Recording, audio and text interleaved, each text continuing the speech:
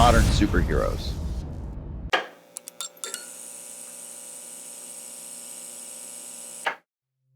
Imagine being part of a secretive military force where loyalty is demanded and questioning authority could cost you your life.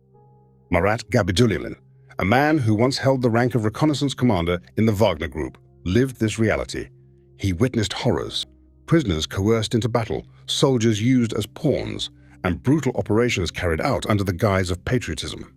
But Marat made a choice few would dare to make. Against threats, against silence, he decided to expose the truth. He didn't just break ranks, he shattered the illusion of invincibility surrounding a group that operates in the shadows. This is not just his story, it's a revelation of the shadowy forces shaping modern warfare, the exploitation of the vulnerable, and the price of courage in a world that often rewards complicity. Marat Gabidullin's journey is one of unparalleled bravery, a man who chose justice over silence, truth over fear, and humanity over orders.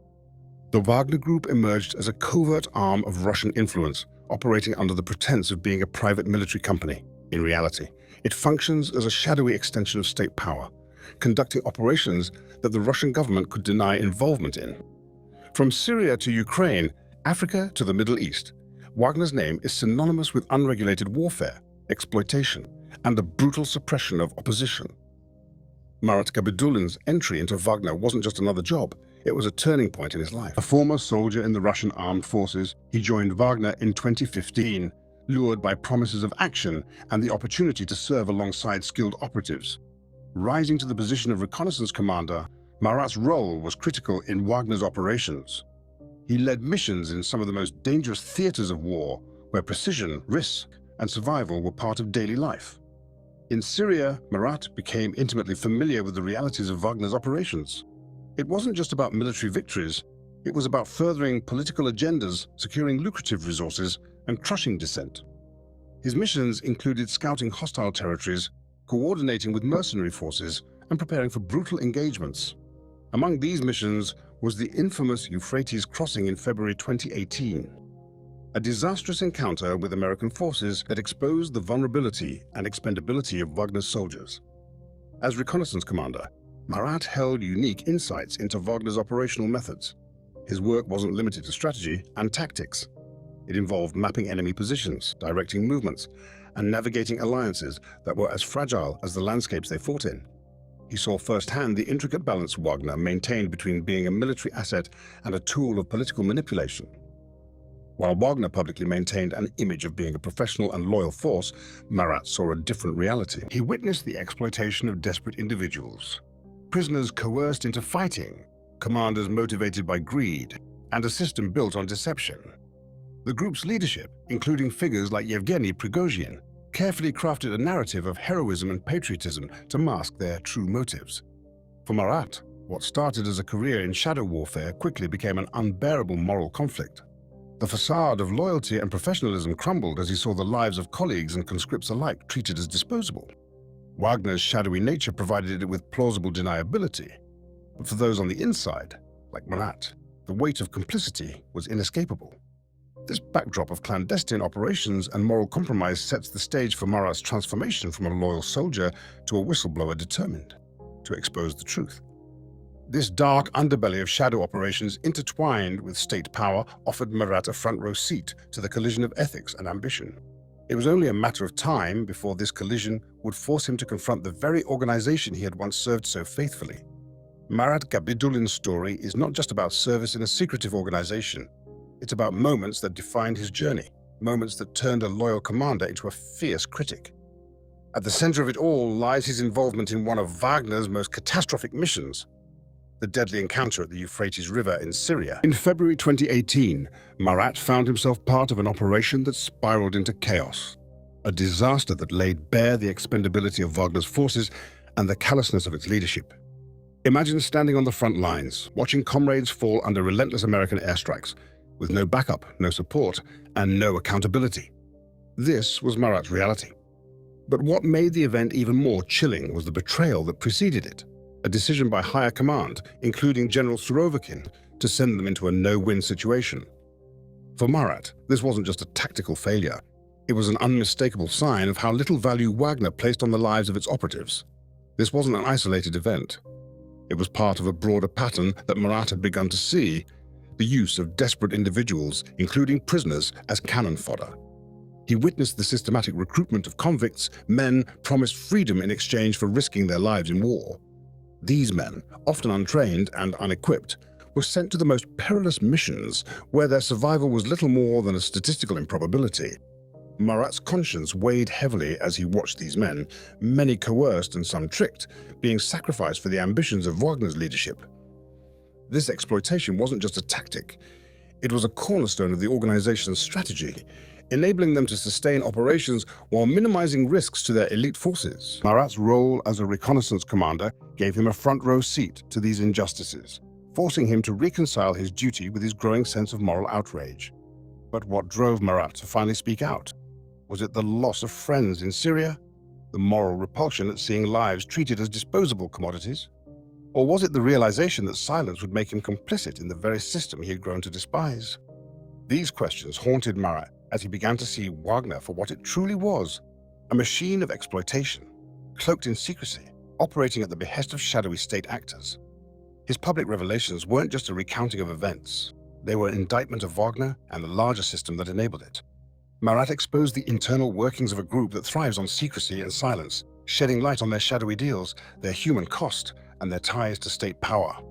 For many, his decision to come forward was an act of betrayal. For Marat, it was an act of redemption.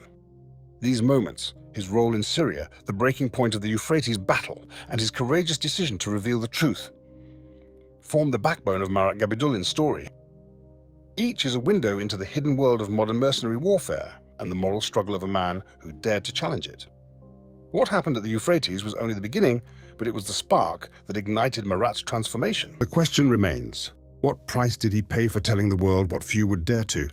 And how far would the forces he exposed go to silence him? Marat's story is not just about his past.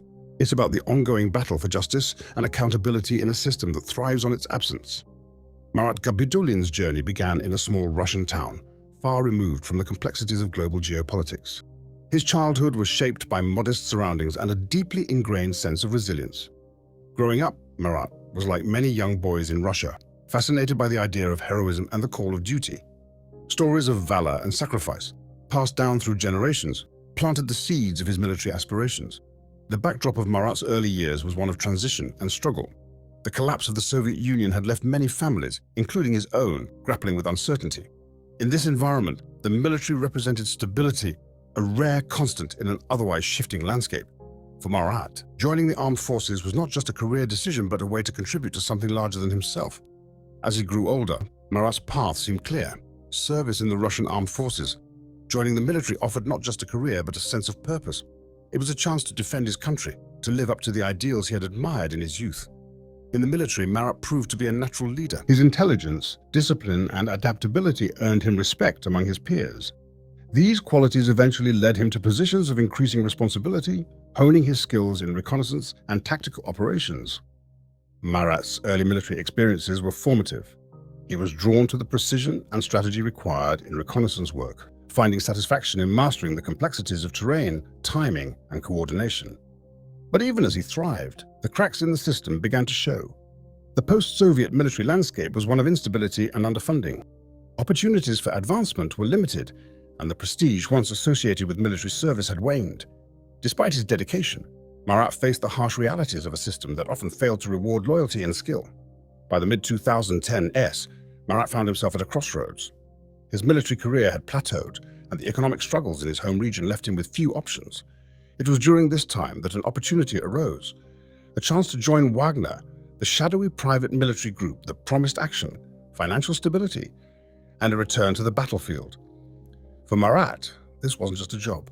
It was a pragmatic decision to escape the limitations of his circumstances. The allure of Wagner was undeniable. The organization marketed itself as an elite force, offering its operatives the chance to undertake high-stakes missions abroad. For a seasoned soldier like Marat, the promise of working alongside skilled professionals in critical operations was enticing. Wagner promised something more than money or adventure. It promised purpose, a renewed sense of being part of something elite and important. But Marat's decision to join wasn't just driven by the allure of action. For someone with his skills and experience, civilian life offered little in terms of opportunity or respect.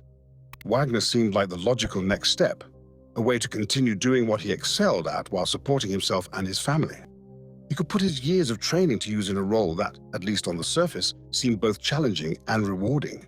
What he didn't realize at the time was that Wagner's operations came with a price, a moral cost that would weigh heavily on him in the years to come. Beneath the surface of its promises lay a darker truth, one that Marat would only come to understand after becoming deeply enmeshed in the organization's operations. Marat's early years and military path laid the foundation for the man he would become, a soldier driven by a sense of duty, but ultimately disillusioned by the institutions he served. His decision to join Wagner was not born out of ambition, but necessity. Little did he know that this choice would lead him into a world of shadowy operations and moral conflict, setting the stage for a journey that would redefine his life. From his childhood dreams of heroism to his career in the military and his eventual choice to join Wagner, Marat's path was one of resilience and pragmatism. But the world he was about to enter would test not only his skills but his very sense of right and wrong, forcing him to confront the realities of modern warfare and his own role within it. Marat Gabidullin's rise within the Wagner Group was marked by his competence, discipline, and ability to navigate the high-pressure world of private military operations. As a reconnaissance commander, Marat quickly earned a reputation for his strategic acumen and ability to lead his team through some of the most dangerous missions Wagner undertook. His operational successes in Syria stand out as defining moments, showcasing both his skills and the often brutal nature of the group's activities. Syria became a key theater for Wagner's operations in the mid-2010s, as the group supported Russian and Syrian government forces in their efforts to regain control of key territories. Wagner's missions were not just military engagements, they were also deeply tied to political goals and resource acquisition. In this shadowy world, Marat found himself at the forefront of critical operations, where every decision could mean the difference between life and death. One of Marat's most notable missions involved securing territories rich in oil and gas resources, a cornerstone of Wagner's strategy in Syria. These missions were brutal, often involving close combat in hostile environments. Marat's ability to assess terrain, coordinate movements, and lead his team with precision made him a valuable asset. His role was critical in gathering intelligence and preparing the ground for Wagner's larger forces to move in, a task that required not only skill but an unyielding resolve. But success came at a cost. Marat's missions often required him to make impossible decisions. In some cases, advancing Wagner's objectives meant accepting high risks and potential casualties, not just among his own men, but among civilians caught in the crossfire. For Marat, these moments revealed the true cost of the group's operations, a cost measured in lives and the irreversible scars left on those who survived. The most pivotal moment of Marat's time in Syria came in February 2018, during the infamous battle near the Euphrates River. This operation, intended to seize control of key oil facilities, quickly turned into a catastrophic failure. Wagner forces, including Marat's unit, faced overwhelming American airstrikes that decimated their ranks. It was a disaster that highlighted the expendability of Wagner's soldiers in the eyes of their commanders. The Euphrates battle was not just a military failure, it was a moral reckoning for Marat. Despite his best efforts to coordinate his team's movements and minimize casualties, he was left with the haunting reality that his skills and leadership were not enough to shield his men from the cold indifference of Wagner's leadership. Higher command, including figures like Surovikin, had prioritized the operation's objectives over the lives of the soldiers tasked with carrying it out. Beyond the battlefield, Marat's time in Syria provided him with a deeper understanding of Wagner's inner workings. He witnessed firsthand the group's ruthless approach to achieving its objectives. Civilian casualties were often dismissed as collateral damage, and the lines between combatants and non-combatants blurred in the pursuit of strategic goals. Marat's role as a reconnaissance commander gave him an intimate view of these operations, and with it, a growing unease about the group's methods. Marat's success in Wagner was a double-edged sword. His ability to deliver results earned him respect and recognition within the organization, but it also exposed him to the harshest realities of its operations. He saw how Wagner's pursuit of power and profit often came at the expense of human lives and moral integrity. His missions, while tactically brilliant, became a source of inner turmoil as he grappled with the ethical compromises they demanded. Through his operational successes, Marat became a key figure in Wagner's campaigns, embodying both the skill and the moral complexity of modern mercenary warfare. His experiences in Syria were a crucible, forging him into a leader, but also exposing him to the darker truths of the organization he served. It was here, amidst the triumphs and tragedies of war, that Marat's transformation truly began, a transformation that would ultimately drive him to confront the very system he had helped sustain. As Marat's reputation grew, so did the weight of the truths he could no longer ignore. His rise within Wagner was not just a story of military success, but also a story of a man beginning to see the cracks in the foundation of the world he had dedicated himself to. It was a rise shadowed by questions that would one day demand answers, and a reckoning that was yet to come. Marat Gabidullin's disillusionment with the Wagner Group didn't happen overnight. It was a gradual and painful process as he began to see the moral decay underlying the organization he had once trusted. At first, Marat was focused on his role, committed to leading his reconnaissance teams with precision and care. But as the operations grew more brutal, the cracks in Wagner's facade became impossible to ignore. One of the defining moments in Marat's journey toward disillusionment was the disastrous Euphrates crossing in 2018. This mission was emblematic of everything that was wrong within Wagner. The operation, aimed at seizing key oil facilities from forces supported by the United States, was poorly planned and recklessly executed. Commanders, including General Surovikin, sent troops into a situation they knew was fraught with danger, offering little support and almost no contingency plans. Marat was there, watching the chaos unfold. The airstrikes came quickly and relentlessly, decimating Wagner's forces. For Marat, it wasn't just the overwhelming firepower of the American forces that shocked him. It was the cold indifference of Wagner's leadership. Soldiers were treated as disposable. Their lives weighed against the profits to be gained from controlling oil fields. Marat saw friends and comrades die, their sacrifice meaningless in the face of such callous decision-making. This operation wasn't an anomaly. Marat began to notice a pattern, a willingness among Wagner's leadership to exploit their men for short-term gains, often at the cost of human lives. Convicted criminals, recruited from Russian prisons, were sent into battle with little training and substandard equipment. These men, lured by promises of freedom, were used as cannon fodder, sent to absorb the brunt of the enemy's firepower. Marat struggled to reconcile his role in this system. As a commander, he was responsible for leading missions and ensuring their success. But he couldn't ignore the growing weight of moral conflict. He had joined Wagner to escape the limitations of his previous career, to find purpose and use his skills. Instead, he found himself entangled in a system that prioritized profit and power over humanity and ethics. The internal conflict began to eat away at Marat. He started questioning the orders he was given, the motivations behind Wagner's operations, and the true cost of their actions. In private moments, reflected on the lives lost, the civilians caught in the crossfire, and the men under his command who trusted him to bring them back alive. The realization that he was a part of this machinery of exploitation and death became an unbearable burden. Marat's disillusionment was further deepened by Wagner's culture of secrecy and loyalty. Speaking out wasn't just discouraged, it was dangerous. The group thrived on silence, using fear and intimidation to maintain control. Marat witnessed how dissent was crushed, how questioning orders could lead to ostracism or worse. He began to see the organization not as a brotherhood of soldiers, but as a web of manipulation, designed to serve the interests of a few at the expense of many. Over time, the line between loyalty and complicity blurred for Marat. His growing awareness of Wagner's moral decay left him at a crossroads. He could continue to follow orders, ignoring the ethical compromises required to succeed. Or he could confront the truth and begin to chart a different path. For Marat, the Euphrates battle was more than just a military failure. It was a turning point. It forced him to confront the reality that Wagner wasn't fighting for a noble cause. The organization was built on lies, fueled by greed, and sustained by the suffering of those it exploited. Marat's journey from disillusionment to resistance had begun, and there was no turning back. As the weight of his internal conflict grew, Marat realized that remaining silent would make him complicit. The values he had once believed in, honor, duty, and loyalty, had been perverted by the very organization he served. What began as a growing unease would soon evolve into a mission to expose the truth, even if it meant risking everything. The Euphrates battle in February 2018 was a turning point for Marat Gabidullin and a devastating chapter in the Wagner Group's history. The mission, meant to seize control of lucrative oil facilities in Syria, was a showcase of ambition, recklessness, and betrayal. For Wagner's operatives on the ground, including Marat, it became a harrowing lesson in the expendability of human life in the pursuit of profit and power. The operation began with a sense of purpose. Wagner forces were tasked with crossing the Euphrates River to capture key oil fields controlled by US-backed Syrian democratic forces.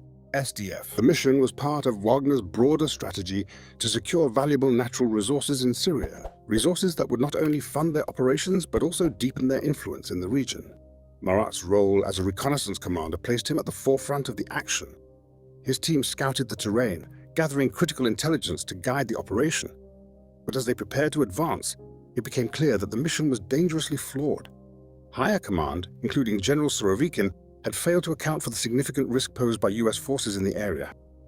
Intelligence was incomplete, coordination was lacking, and support from the Russian military was deliberately withheld to maintain plausible deniability. From the very start, Marat sensed something was wrong.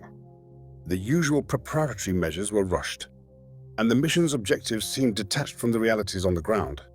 As the assault began, Wagner's forces moved forward with determination, but without sufficient air cover or artillery support.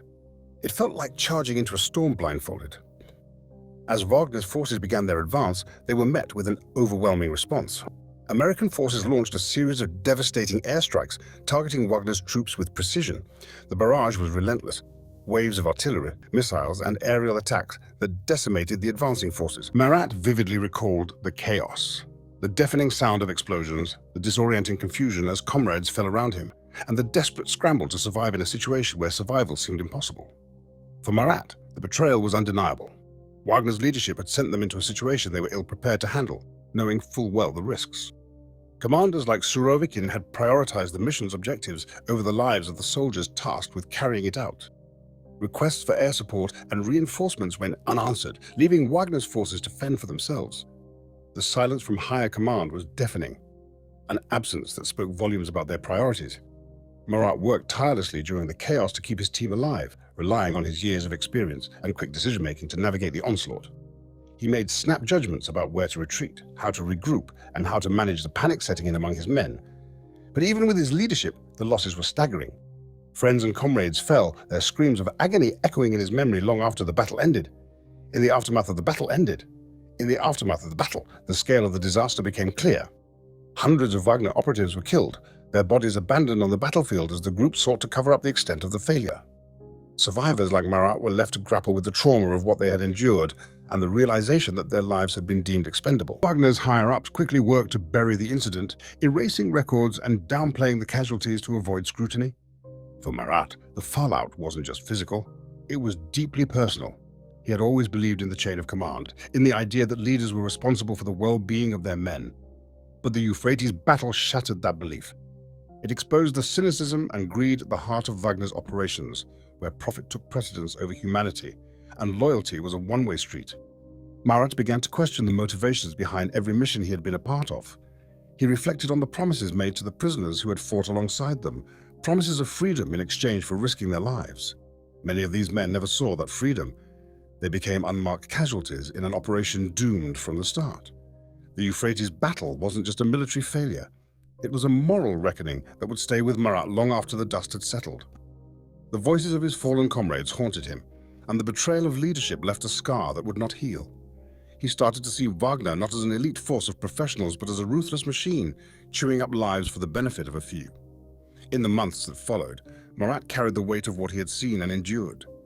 He understood the lengths to which Wagner's leadership would go to protect their interests, even if it meant sacrificing their own men. But Marat also began to realize that silence made him complicit in this system. The Euphrates battle became more than a memory. It became a catalyst for change, a moment that would eventually drive him to speak out against the organization and expose the truths that so many had worked to conceal. Marat's account of the Euphrates disaster is more than just a tale of survival. It is a story of betrayal, of lives lost to greed and recklessness, and of one man's journey to confront the darkness within the organization he once served. For Marat, the battle marked the beginning of a transformation that would take him from loyal soldier to reluctant whistleblower, driven by the need to honor the fallen by revealing the truth. Marat Gabidullin's decision to speak out against the Wagner Group was not a moment of impulse, but the result of a long and painful journey. It was a choice born from years of witnessing atrocities, experiencing betrayal, and carrying the weight of guilt for his own complicity. For Marat, leaving Wagner and exposing its darkest secrets meant reclaiming his humanity, no matter the cost. The emotional toll of his time with Wagner was immense. Every mission he led left scars, both visible and invisible. He carried the memories of comrades lost in senseless operations, of prisoners sent to their deaths with false promises of freedom, and of civilians caught in the crossfire of Wagner's brutal tactics. Each death weighed on him, a silent reminder of the system he had helped sustain. Over time, these memories turned into a voice he couldn't ignore, a voice that demanded he do something to break the cycle of silence and complicity. The Euphrates battle in 2018 was a pivotal moment, but it wasn't the only factor. Marat had seen too much to ignore the truth any longer. He had witnessed how Wagner's leadership manipulated its operatives, exploiting their loyalty while prioritizing profit and political influence. The systematic recruitment of prisoners, men coerced into fighting with the promise of pardons, was particularly haunting. Many of these men were untrained, thrown into the most dangerous missions with no regard for their survival. Marat watched them die in droves, their sacrifice reduced to statistics on a mission report. The betrayal of trust weighed just as heavily. Wagner's leadership, including figures like Surovikin and Yevgeny Prigozhin, operated with a callous disregard for the lives of their soldiers. For Marat, this betrayal cut deeper than any battlefield injury. He had placed his faith in the chain of command, believing it to be a pillar of responsibility and protection. Instead, he found himself working for an organization that treated its operatives as expendable commodities, tools in a machine driven by greed and ambition. Marat's internal conflict grew with every mission. He began to question not only Wagner's methods, but his own role in perpetuating the system. As a commander, he had been complicit in decisions that placed his men in harm's way, following orders even when they felt morally wrong. The guilt gnawed at him, turning into a constant reminder that silence was no longer an option. The moral clarity that pushed Marat to leave Wagner was hard-earned. It came from countless sleepless nights, reliving the horrors he had witnessed and questioning his own role in them. He began to see silence as complicity and loyalty as a weapon used against those who served. The organization thrived on fear and secrecy, suppressing dissent and punishing those who dared to question its methods. But Marat could no longer live with the knowledge that staying silent meant enabling the cycle of exploitation, violence, and betrayal. Marat knew that speaking out would come at a high price. Wagner's reputation for silencing its critics was well known, and the risks of retaliation were real. Yet he also understood that staying silent was no longer an option. His conscience would not allow it. He had seen too many lives destroyed, too many truths buried, and too much suffering ignored. Speaking out was not just an act of defiance, it was an act of redemption. In 2020, Marat made the courageous decision to go public. He published a memoir detailing his experiences within Wagner, offering the world an unfiltered look into its inner workings. His revelations were damning, exposing the group's operations, its ties to the Russian government, and its exploitation of vulnerable individuals. For the first time, the world saw Wagner not as a shadowy military force, but as a machine fueled by greed, manipulation, and human suffering. Marat's choice to share his story wasn't just a step toward accountability for Wagner. It was a deeply personal act of reclaiming his humanity. Through his words, he sought to honor the memory of those who had been sacrificed for Wagner's ambitions. The prisoners who had fought and died, believing in the false promises of freedom, the comrades who trusted their commanders only to be abandoned, and the civilians whose lives were shattered by violence. All of them had a story that needed to be told. The aftermath of his decision was not easy. Marat faced threats, ostracism, and the constant fear of retaliation. He became a target, vilified by those who sought to protect Wagner's secrets. Yet, despite the risks, Marat remained resolute. He believed that exposing the truth was the only way to begin dismantling the system that had caused so much suffering. For him, the act of speaking out became a way to reclaim his sense of purpose and prove that even in the darkest of circumstances, one voice could make a difference. Marat's journey to speak out was a battle against fear, against silence, and against the forces that sought to keep the truth hidden. It was a decision that defined him, turning a soldier once loyal to Wagner into a symbol of resistance against its corruption. In the end, Marat's choice to expose Wagner was about more than justice. It was about humanity. It was a reminder that even in the darkest of places, the courage to speak the truth can light a path forward. His story is not just a testimony to the horrors of modern warfare, but a testament to the power of conscience and the strength it takes to confront the shadows within. Through his revelations, Marat gave voice to the voiceless and hope to those trapped within systems of oppression. He showed that even against overwhelming odds, one person's decision to stand for what is right can change the narrative. His journey from silence to action became an inspiration, not just for those who knew the truth, but for everyone striving to make the world a more just and humane place. Marat Gabidullin's decision to publicly criticize the Wagner Group and expose its inner workings was an act of extraordinary courage, but it came with a steep cost. When he decided to write his memoir, Marat knew that speaking the truth would make him a target. Wagner thrived on secrecy, and anyone who dared to break that silence was seen as a traitor. Despite the risks, Marat was determined to share his story, not just for himself, but for the countless others who had suffered under Wagner's ruthless regime. The memoir was not merely a recounting of events. It was a direct challenge to Wagner's carefully constructed image. Through his words, Marat revealed the group's brutal methods, its ties to the Russian state, and its exploitation of both operatives and civilians.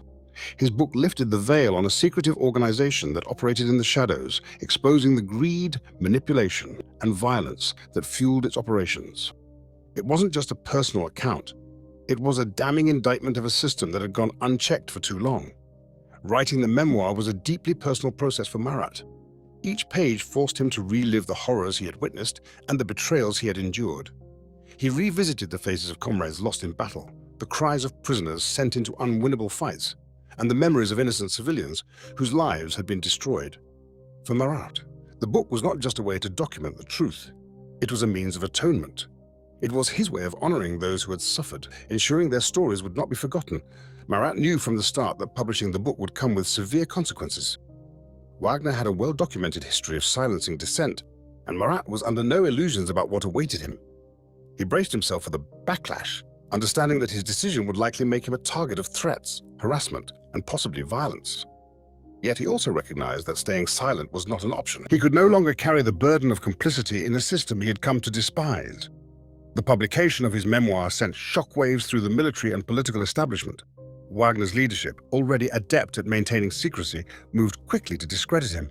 Marat became the subject of an intense smear campaign, with state-aligned media accusing him of fabrication, betrayal, and personal vendettas. Pro-government outlets painted him as an opportunist, a disgruntled ex-employee seeking revenge. The intent was clear: to destroy Marat's credibility and silence his message. Threats began almost immediately after the memoir's release. Marat received anonymous warnings, cryptic messages meant to intimidate him into silence. Some were explicit, suggesting that he would face consequences if he continued to speak out. Others were more subtle but equally chilling, reminders that Wagner's reach was long and its loyalty to secrecy unwavering. Each threat reminded Marat of the danger he had placed himself in, yet he refused to back down. Beyond the threats, Marat faced isolation. Many of his former comrades viewed his actions as the ultimate betrayal. For them, loyalty to the group was sacred, even in the face of its moral corruption. Marat's decision to break that loyalty was seen as unforgivable. Marat's decision to break that loyalty was seen as unforgivable, and he found himself cut off from the brotherhood he had once trusted. The ostracization was painful, but Marat held firm in his belief that exposing the truth was worth the cost. The toll wasn't just emotional or reputational, it was physical too. Marat lived under constant stress, always watching his back and worrying about the safety of his loved ones. The fear was suffocating at times, but it also served as a reminder of why he had chosen this path. For Marat, every attack on his character, every threat to his safety, reinforced the importance of what he had done. Even as he faced these challenges, Marat began to connect with others who shared his mission. Journalists, activists, and former operatives reached out to him, recognizing the courage it took to stand against an organization as powerful as Wagner. These connections gave Marat a renewed sense of purpose, showing him that his story was resonating and that his fight for transparency was not in vain. The memoir also had a broader impact, forcing discussions about Wagner's operations into the public sphere. For the first time, the world had a detailed account of the group's inner workings, its exploitation of vulnerable populations, its reckless disregard for human life, and its entanglement with state interests.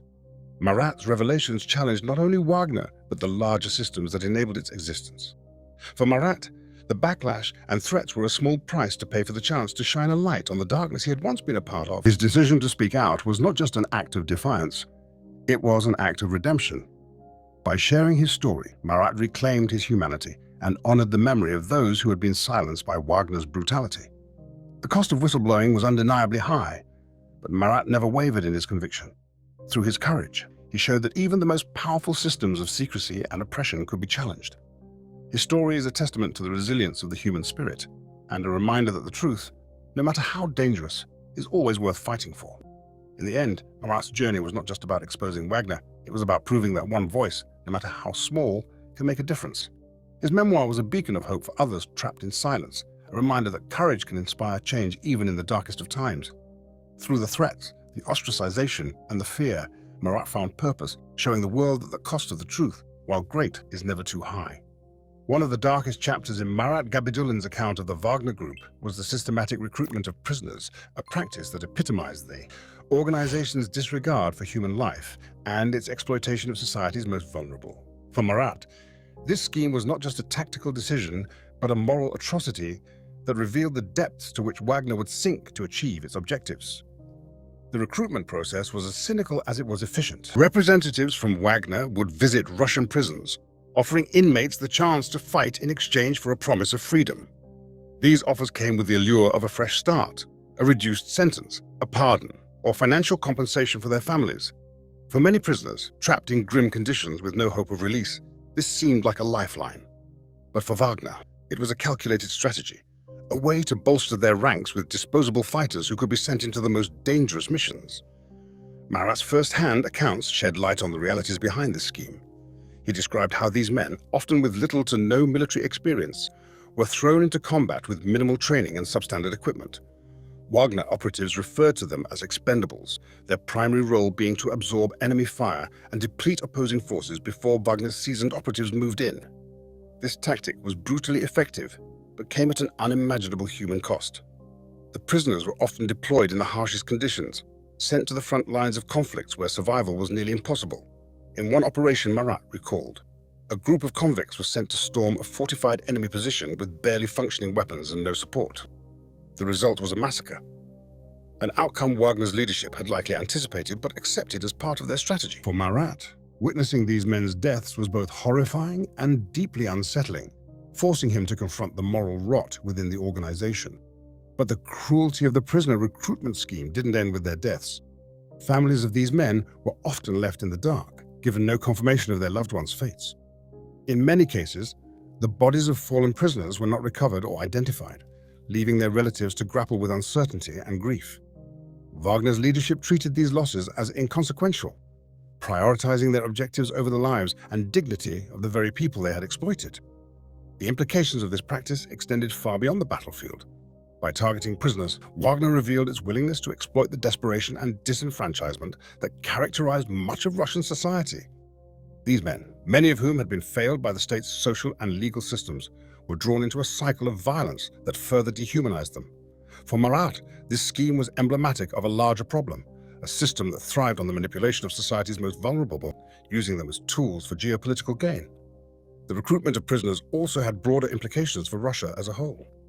It exposed the state's tacit support for Wagner's activities, as prison authorities allowed these recruitment drives to take place without interference. This collaboration highlighted the blurred lines between Wagner and official state institutions, revealing a deeply entrenched relationship that benefited both parties.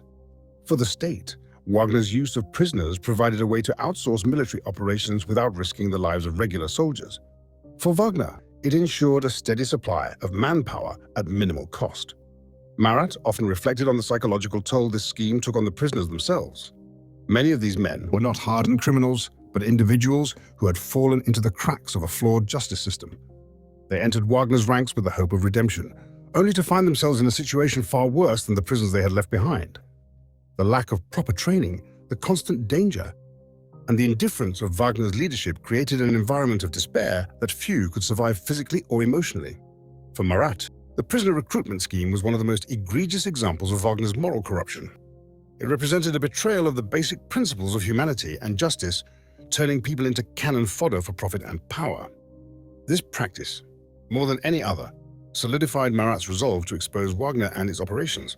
He believed that the stories of these men, and the larger system that enabled their exploitation, needed to be told. By sharing these accounts, Marat hoped to shine a light on the hidden costs of Wagner's operations, not just the lives lost in battle, but the systemic failures and societal injustices that made such a scheme possible. He often recalled the faces of those prisoners, many of whom had dared to hope for a second chance but were met instead with death or irreparable trauma. Their sacrifices were buried in unmarked graves, their stories untold, until Marat decided to change that. The prisoner recruitment scheme also served as a stark reminder of how deeply intertwined Wagner's activities were with the larger fabric of Russian society. It wasn't just about war. It was about the exploitation of those who had already been discarded by the system. Marat saw this as a reflection of a broader societal failure, where the most vulnerable were sacrificed for the ambitions of the powerful. Marat's revelations about the prisoner recruitment scheme forced many to confront uncomfortable truths about the intersection of warfare, exploitation, and social inequality. They revealed the lengths to which Wagner would go to achieve its goals and the devastating impact of those actions on individuals and families. For Marat, exposing this practice was more than just a moral obligation. It was a way to honor the lives of those who had been sacrificed, to give voice to the voiceless, and to challenge a system that thrived on silence and complicity. Through his accounts, Marat hoped to make the world see these men not as numbers or nameless figures, but as human beings, each with their own story of desperation, survival, and loss. He knew that telling their stories could not undo the harm, but might prevent others from meeting the same fate. For Marat, this was the least he could do to restore some measure of dignity to those whose lives had been reduced to expendable assets in Wagner's ruthless machine. Marat Gabidullin's journey did not end with exposing the Wagner Group's atrocities. In many ways, it was just the beginning.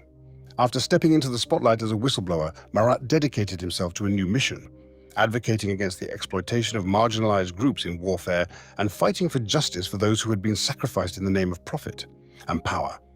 As he shared his story with the world, Marat began to take on the role of a voice for the voiceless. His first-hand experience within Wagner gave him a unique perspective on the human cost of unchecked militarization. He spoke out against the systemic recruitment of prisoners, the exploitation of vulnerable populations, and the use of private military groups as tools for political agendas. For Marat, this advocacy was a way to ensure that the stories of those who had suffered would not be forgotten. One of Marat's primary focuses became the fight against the militarization of marginalized groups, individuals and communities that were often overlooked and undervalued by society. He understood the desperation that drove prisoners, impoverished workers, and others on the fringes of society to join organizations like Wagner. Many of them saw it as their only escape, a chance to reclaim their lives or provide for their families. But Marat knew the truth. These promises were hollow, and the price of accepting them was often their humanity, if not their lives. Marat's advocacy took many forms. He worked with journalists and human rights organizations to shed light on the hidden mechanisms of groups like Wagner.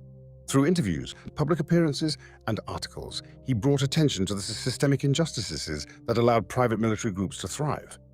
He highlighted the failures of governments that turned a blind eye to these practices, exposing the complicity of state institutions in the exploitation of their most vulnerable citizens. His resilience in the face of continued threats and opposition was a testament to his unwavering commitment to his cause. Marat knew that speaking out came with risks. He had faced threats to his life, attempts to discredit his character, and the constant pressure of living as a marked man. Yet he refused to let fear silence him. Every attack on his credibility only strengthened his resolve, reminding him of the importance of his work. Marat also became a symbol of hope for others who wanted to speak out but felt trapped by fear or isolation. His courage inspired former soldiers, prisoners, and others with knowledge of similar abuses to come forward, creating a growing chorus of voices demanding accountability. Marat believed that by standing together, they could challenge the systems that allowed such exploitation to persist. Despite the challenges, Marat's vision for the future remained steadfast. He dreamed of a world where militarized exploitation was no longer tolerated, where justice was not a privilege but a right. He hoped for the day when private military companies like Wagner would no longer be able to operate in the shadows, and the individuals whose lives they had destroyed could find peace and recognition. Marat's advocacy extended beyond his own story. He became a passionate critic of the broader culture of impunity surrounding private military groups. He called for stricter regulations, international oversight, and greater transparency in how these organizations were allowed to operate. Marat understood that dismantling systems of exploitation required more than exposing the truth. It required systemic change and collective action. Through his work, Marat also sought to honor the memory of those who could no longer speak for themselves. The prisoners sent to die on the front lines, the soldiers abandoned by their leaders, the civilians whose lives were torn apart by war. Marat carried their stories with him as a reminder of why he had chosen this path. He wanted the world to see them not as nameless casualties, but as individuals with hopes, dreams, and loved ones who deserved better. Marat's resilience was rooted in his belief that change was possible. He knew that challenging deeply entrenched systems of power and exploitation was no easy task. But he also knew that every voice raised against injustice brought them one step closer to accountability. His work was a testament to the power of perseverance, showing that even in the face of overwhelming opposition, one person's determination could make a difference. For Marat, advocacy was more than a role. It was a responsibility. He saw it as his duty to use his platform to amplify the voices of those who had been silenced and to fight for a future where the exploitation he had witnessed could never happen again. His journey from whistleblower to advocate was not without its challenges, but it was driven by an unshakable belief in the power of truth and the possibility of justice. In every interview, every speech, and every article, Marat carried with him the weight of his experiences and the hope that they could inspire change. His resilience in the face of adversity and his tireless commitment to his cause made him not just a critic of Wagner, but a beacon of hope for a world striving to confront the darkness and move toward justice. The power of propaganda in modern conflict cannot be understated, and Marat Gabidullin's revelations about the Wagner Group highlighted just how deeply it was intertwined with Russian state propaganda. For Marat, the connection between propaganda and the rise of groups like Wagner was clear. It served as the lifeblood that sustained their operations, manipulated public perception, and suppressed dissent. Russian state propaganda is a sophisticated machine, carefully designed to control narratives and maintain the government's grip on power. Through state-run media, carefully crafted messages, and the suppression of opposing voices, the Kremlin has created an environment where alternative perspectives struggle to break through. For groups like Wagner, this environment was crucial. It allowed them to operate in the shadows, with their activities shrouded in mystery and misdirection. One of the key ways propaganda fueled Wagner's growth was by framing the group as patriots working to advance Russia's interests abroad. Media outlets portrayed Wagner operatives as heroes, fighting in conflicts that were often justified as necessary to protect Russian sovereignty or to counter Western influence. This narrative masked the true nature of Wagner's operations: profiteering, political manipulation, and human rights abuses. For Marat, the dissonance between these public portrayals and the reality he experienced on the ground was stark and troubling. State propaganda also played a critical role in recruiting individuals into Wagner's ranks. By glorifying military service and stoking nationalist sentiment, propaganda created a fertile ground for recruitment. It painted a picture of adventure, honor, and financial reward, obscuring the harsh realities of life within the organization. Marat often reflected on how this manipulation preyed on the vulnerable, men from economically struggling regions, veterans disillusioned by the lack of opportunities, and even prisoners desperate for a second chance. The control of information extended beyond glorification. Propaganda was also a tool for suppressing dissent and discrediting voices like Marat's. When he decided to speak out against Wagner, he quickly became a target of this machinery. State-aligned media outlets accused him of treachery, fabricating his story, or working as an agent of foreign powers. These attacks were designed not just to undermine his credibility, but to send a message to others who might consider following in his footsteps. Marat saw firsthand how propaganda isolated dissenters. The government's narrative framed critics of Wagner not as whistleblowers or truth-tellers, but as enemies of the state. This polarization created a climate of fear, where speaking out meant risking ostracization, harassment, or worse. For Marat, overcoming this fear was one of the greatest challenges of his journey, but it was also what drove his determination to expose the truth. The impact of propaganda went beyond individual narratives. It shaped public perception on a national scale.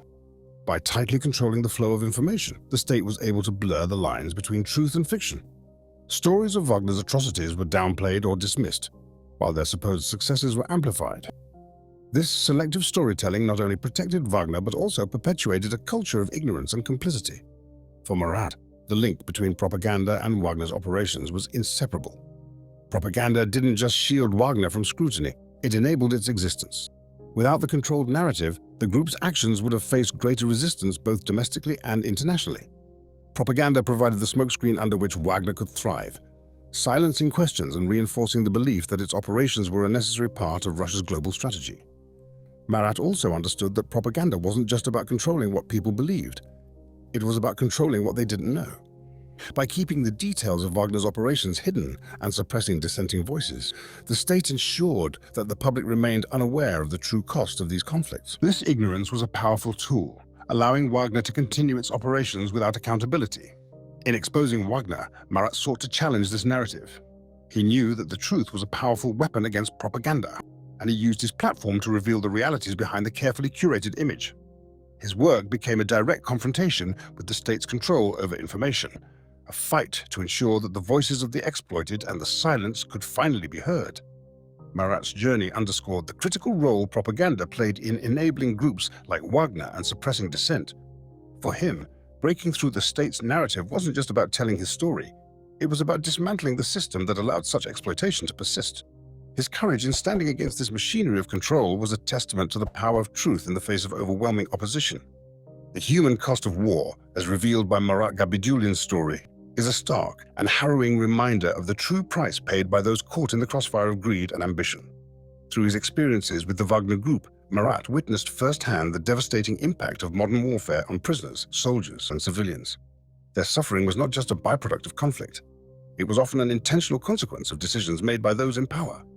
The prisoners recruited by Wagner bore an unimaginable burden. These men were often desperate, lured by promises of freedom or financial compensation for their families. Yet, the reality they faced was nothing short of catastrophic. Marat recounted how these men were treated as expendables, sent to the front lines with little training and substandard equipment. Their role was not to win battles but to absorb enemy fire, clearing the way for more experienced operatives. Marat described scenes of chaos and carnage as unprepared prisoners were thrown into combat. Many of them barely understood the weapons they carried, let alone the tactical complexities of the missions they were assigned. Their survival was statistically improbable, and their deaths were treated as logistical inevitabilities. For Wagner's leadership, these men were numbers, not lives, replaceable tools in a relentless cycle of exploitation. The suffering didn't end with death. Families of these prisoners often received no confirmation of their loved ones' fates. The lack of closure compounded their grief, leaving them in limbo as they searched for answers that would never come. Wagner's disregard for these families mirrored his treatment of the prisoners themselves, dehumanized and discarded once they had served their purpose. Soldiers like Marat also bore a heavy toll. For those who survived Wagner's brutal operations, the psychological scars were profound. Marat spoke of comrades who returned from missions irreparably changed, haunted by the things they had done and seen. The culture of secrecy and violence within Wagner offered no space for healing, no support for those grappling with trauma. Instead, operatives were expected to suppress their emotions, perpetuating a cycle of numbness and alienation. The cost of war extended far beyond the battlefield. Civilians, often overlooked in the grand narratives of conflict, bore the brunt of the violence. Marat shared accounts of villages reduced to rubble, families torn apart, and innocent lives caught in the indiscriminate destruction of Wagner's operations. Civilians were not just collateral damage, they were often targets in a strategy of intimidation and control. Marat described the aftermath of these operations with haunting clarity. He spoke of homes reduced to ashes, schools and hospitals turned into gravesites, and communities left to grapple with unthinkable losses. These scenes of devastation were not isolated incidents. They were systematic, calculated acts designed to secure Wagner's objectives at any cost.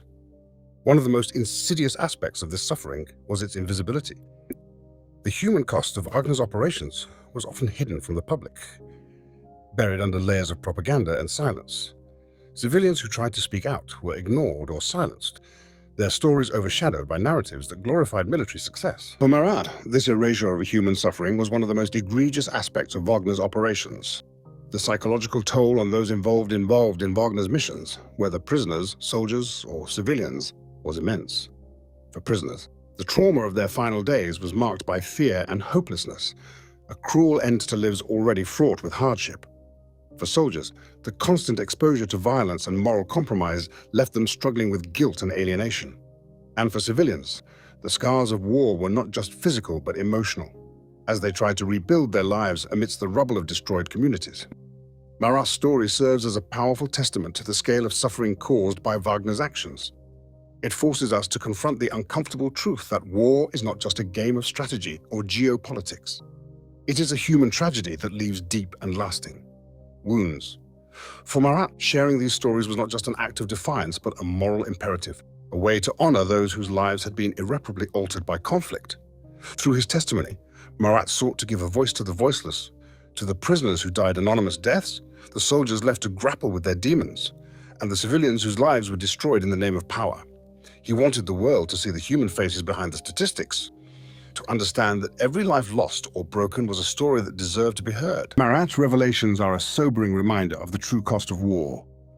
They challenge us to look beyond the headlines and propaganda, to see the individuals whose lives are forever changed by the decisions of those in power.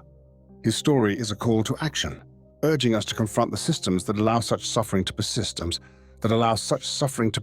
and to fight for a future where humanity takes precedence over violence and greed. Marat Gabidullin's story is more than a recounting of personal experiences. It is a call to action, a plea for accountability, and a demand for justice. His journey from loyal soldier to whistleblower and advocate has revealed the deep cracks in the systems that allow organizations like the Wagner Group to thrive. For Marat, sharing his story is not enough. It must inspire change. It must push individuals, governments, and global institutions to confront the exploitation, violence, and impunity that define modern conflicts. At the heart of Marat's message is the need for accountability. Wagner's actions have left a trail of devastation, from the prisoners used as cannon fodder to the civilians whose lives were shattered. Yet, those responsible for these atrocities remain untouched by justice. For Marat, this lack of accountability is not just a failure of law, it is a betrayal of the fundamental principles of humanity. He believes that true justice cannot exist unless those who exploit and destroy are held to account. Marat has repeatedly called for greater transparency in the operations of private military companies. He argues that groups like Wagner operate in the shadows, shielded by propaganda, secrecy, and political complicity. This lack of oversight enables them to commit atrocities without consequence, turning war into a profit-driven enterprise where human lives are expendable. For Marat, exposing these hidden operations is a critical step toward dismantling the systems that allow them to exist. His plea extends beyond Russia and Wagner. It is a global call for the recognition and protection of human rights in conflict zones. Marat's experiences have shown him that the suffering caused by groups like Wagner is not confined to one nation or one war. The exploitation of marginalized groups, the destruction of communities, and the silencing of dissent are universal issues that demand a united response. He urges the international community to take action, to create mechanisms that prevent the abuse of power and ensure that justice is not an exception but a standard. Marat's message is also deeply personal. He carries the weight of his own complicity, the knowledge that he was once part of the machine he now fights against. This burden fuels his advocacy, driving him to use his voice to fight for those who cannot speak for themselves.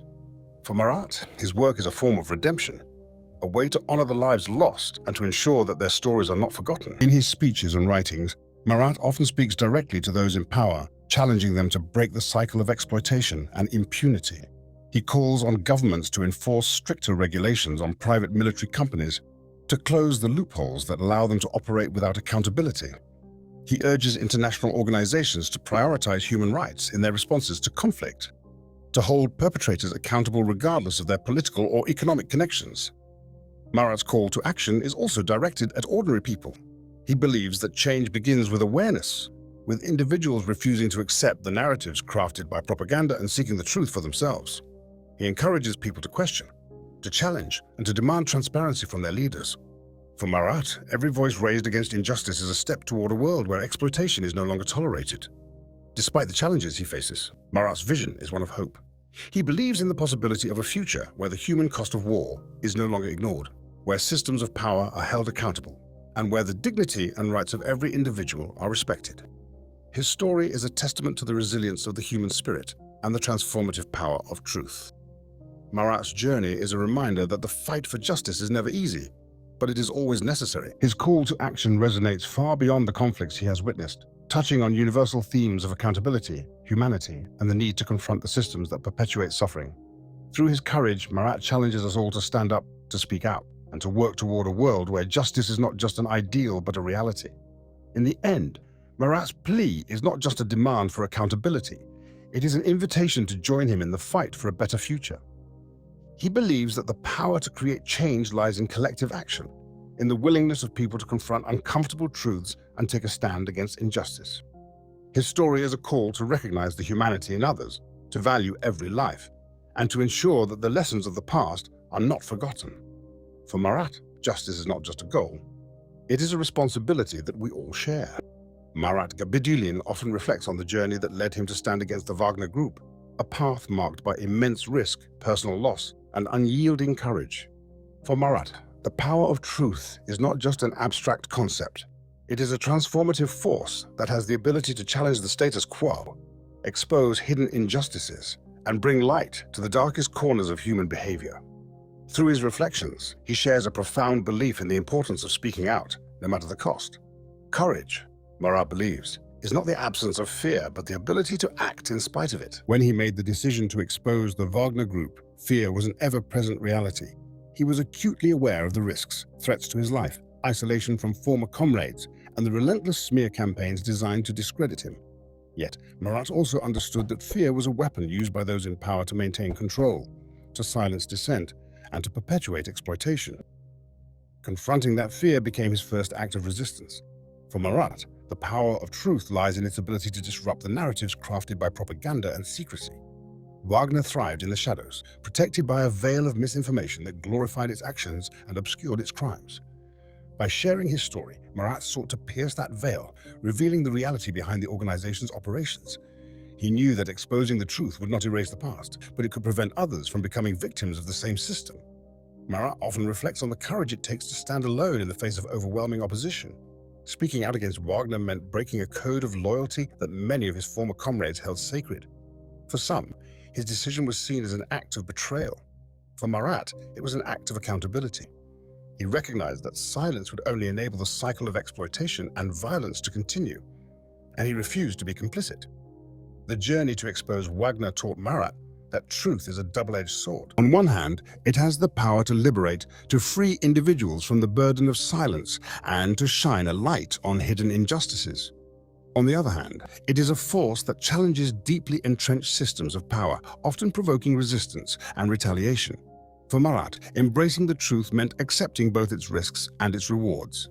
One of the most profound lessons Marat shares is the realization that courage is contagious. By stepping forward, he inspired others to do the same. Former soldiers, prisoners, and even civilians affected by Wagner's operations began to share their own stories, creating a ripple effect that amplified the call for accountability. For Marat, this collective courage was a testament to the power of truth. It showed that even the most oppressive systems could be challenged when individuals refused to remain silent. Marat also reflects on the personal cost of his courage. The threats, isolation, and relentless attacks on his character were not easy to endure. Yet, he finds strength in the knowledge that his actions have made a difference. Each story he has shared, each truth he has exposed, has contributed to a growing awareness of the injustices perpetuated by groups like Wagner. For Marat, this impact is worth any sacrifice. At the core of Marat's reflections is a belief in the universal value of truth. He sees it as a force that transcends borders, ideologies, and conflicts. Whether in Russia, Syria, or any other part of the world, the truth has the power to unite people in the pursuit of justice. For Marat, this universality underscores the importance of speaking out, not just for oneself, but for all those who have been silenced or marginalized. Marat's reflections on courage and truth are deeply personal but carry a universal resonance. They remind us that confronting injustice is not just a moral obligation, but a necessary act to preserve our shared humanity. Marat often says that courage is not about being unafraid, but about choosing to act when the stakes are highest. His journey is a testament to the transformative power of that choice. In his moments of quiet reflection, Marat finds solace in the knowledge that truth, once revealed, cannot be silenced.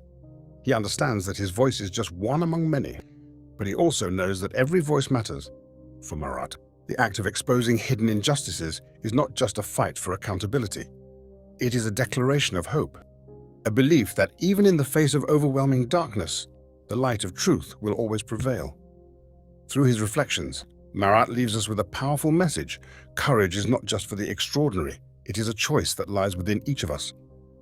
By embracing truth and standing against injustice, we become part of a collective effort to build a better, more equitable world. For Marat, this is the ultimate power of courage, the ability to inspire change, to confront fear, and to ensure that the truth is never buried in silence.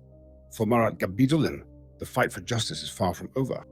Exposing the Wagner Group was just the beginning of a larger battle against the systemic exploitation, secrecy, and impunity that fuel organizations like it. Marat's journey continues as he advocates for accountability, transparency, and reform, driven by a vision of a world where the abuses he witnessed can no longer take root. One of the central challenges Marat faces is the enduring influence of the systems he has exposed. Wagner and groups like it continue to operate in the shadows, shielded by state complicity and a lack of international oversight. The machinery of propaganda and silence remains powerful, working tirelessly to suppress dissent and distort the truth. For Marat, This makes the fight for justice a daunting but essential mission. Marat's ongoing work involves raising awareness about the realities of private military companies and their impact on society. Through interviews, public speaking, and collaborations with human rights organizations, he continues to shine a light on the human cost of these operations. He knows that education is a powerful tool. By informing people about the hidden mechanisms of groups like Wagner, he hopes to inspire collective action and demand for systemic change. A key aspect of Marat's advocacy is pushing for greater accountability. He calls for stricter regulations on private military companies, both within Russia and on a global scale. Marat emphasizes the need for international frameworks that prevent these organizations from operating with impunity, ensuring that they are held to the same standards as national militaries.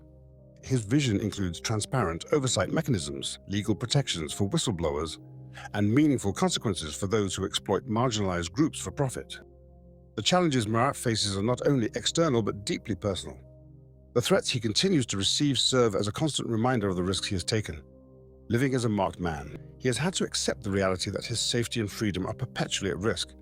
Yet Marat refuses to let fear define him. He draws strength from his mission, knowing that every step he takes toward justice is a step away from the systems of oppression he once served. Marat's advocacy is also rooted in his hope for systemic change. He envisions a future where the voices of the marginalized are no longer silenced, where private military companies are no longer allowed to operate in legal gray areas, and where human rights are prioritized over profits. Marat believes that this change is possible, but it requires a collective effort, a willingness from individuals, governments, and international organizations to confront uncomfortable truths and take meaningful action. Marat often speaks of the importance of solidarity in this fight. He encourages others to come forward, to share their stories, and to join the movement for justice. He believes that no single voice can create lasting change, but together, those who have been silenced can form a powerful force for accountability. For Marat, this sense of unity is both a source of hope and a reminder that even the most entrenched systems can be dismantled. Despite the challenges, Marat's resolve remains unshaken. He is driven by the belief that the sacrifices of those who have suffered must not be in vain. The prisoners who were sent to die, the soldiers abandoned by their leaders, the civilians whose lives were destroyed, all of them deserve justice. Marat sees his work as a way to honor their memory, to ensure that their stories are not forgotten, and to prevent future generations from facing the same exploitation. Looking ahead, Marat dreams of a world where transparency and accountability are not exceptions but the norm. He envisions a global community where the exploitation of vulnerable populations is met with outrage and action, where whistleblowers are celebrated rather than vilified, and where the mechanisms of war are no longer driven by greed. Marat's ongoing fight for justice is a testament to his resilience and conviction. It is a reminder that even in the face of overwhelming challenges, change is possible when individuals refuse to accept the status quo.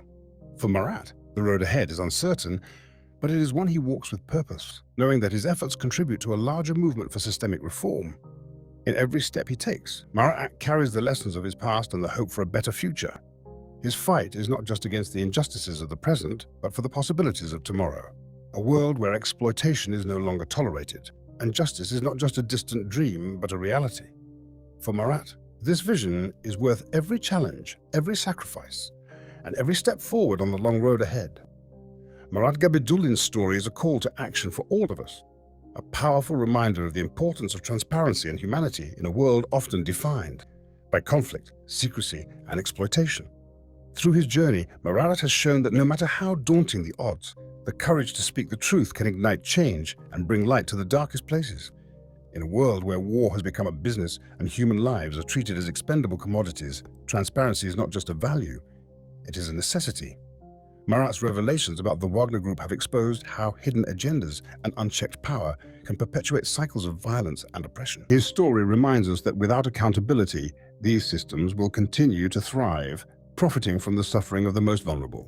Marat believes that humanity must take precedence over ambition, and justice must take priority over profit. He calls on governments, institutions, and individuals to demand transparency at every level.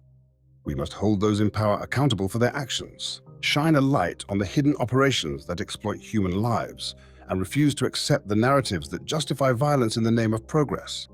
At the heart of Marat's message is the recognition that humanity is not defined by borders, ideologies, or conflicts. It is defined by our shared responsibility to protect one another, to value every life, and to ensure that the rights and dignity of all people are upheld. Marat's story is a testament to this truth, a reminder that even in the midst of chaos, our humanity can guide us toward a better future. Marat often reflects on the power of collective action. He believes that change begins with individuals who refuse to remain silent, who challenge systems of oppression, and who demand justice for those who cannot fight for themselves. His journey from soldier to advocate is proof that one voice can make a difference, but he knows that real change requires many voices, united in their pursuit of a more just and equitable world. As Marat continues his fight for transparency and accountability, he leaves us with a powerful question. What kind of world do we want to build? Do we want a world where secrecy and exploitation are allowed to flourish, or a world where humanity and justice prevail? The answer, Marat believes, lies in our willingness to confront uncomfortable truths and to take action, no matter how small, to challenge the systems that perpetuate suffering. Marat's closing message is one of hope and determination. He reminds us that the fight for transparency and humanity is not an easy one, but it is a fight worth undertaking. Every act of courage, every voice raised in dissent, and every step toward accountability brings us closer to a world where exploitation is no longer tolerated. In the end, Marat's story is not just about the past. It is a vision for the future. A future where the shadows of secrecy are replaced by the light of truth, where the voices of the marginalized are amplified, and where the value of human life is never overshadowed by greed or ambition. His journey reminds us that even in a world plagued by conflict, humanity and transparency have the power to transform and heal. As Marat looks to the road ahead, his message is clear. The fight for justice begins with each of us. By demanding transparency, defending humanity, and refusing to accept systems of oppression, we can create a world that honors the dignity and worth of every individual. For Marat, and for all of us, this is a legacy worth striving for, a testament to the resilience of truth and enduring strength of the human spirit.